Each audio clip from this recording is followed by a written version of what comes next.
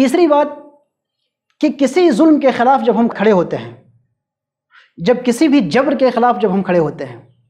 تو کسی بھی ظلم اور جبر کے خلاف کھڑے ہونے میں ظاہر سی بات ہے اپنی عزت سے ہاتھ دھونا پڑتا ہے، اپنی دولت اور شہرت سے ہاتھ دھونا پڑتا ہے، یہاں تک کہ اپنی آزادی سے ہاتھ دھونا پڑتا ہے، اپنی پراپرٹی سے ہاتھ دھونا پڑتا ہے، اور حد یہ ہو جاتی ہے کہ اپنی جان سے بھی ہاتھ دھونا پڑتا ہے۔ کبھی کبھی حالات ایسے نازک ہوتے ہیں اور ظالموں کا پنجہ اتنا سخت ہوتا ہے کہ اگر ان کے خلاف آپ کھڑے ہوتے ہیں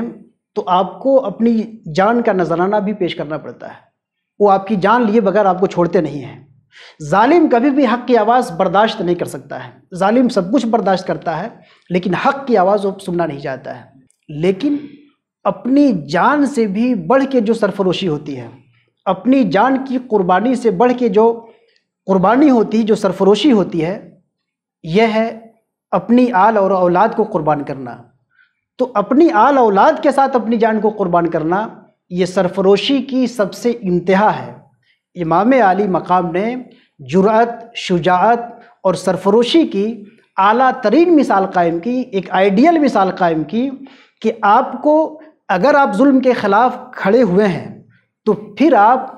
پھولوں کی سیج کی تلاش مت کریے بلکہ کانٹوں کے بستر سے سمجھوتا کریے۔ آپ کو کانٹوں پہ چلنا ہوگا، اور صرف کانٹوں پہ آپ ہی کو نہیں چلنا پڑ سکتا ہے، آپ کو اپنی جانوں کا نذرانہ بھی پیش کرنا پڑ سکتا ہے بلکہ اپنی آل اولاد کو بھی قربان کرنا پڑ سکتا ہے۔ لیکن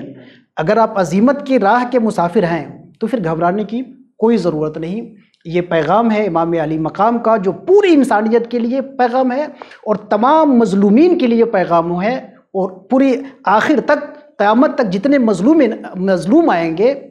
وہ چاہے مذہبی مظلوم ہو، سیاسی مظلوم ہو، معاشی مظلوم ہو، جتنی طرح کے بھی مظلوم ہوں، سارے مظلوموں کو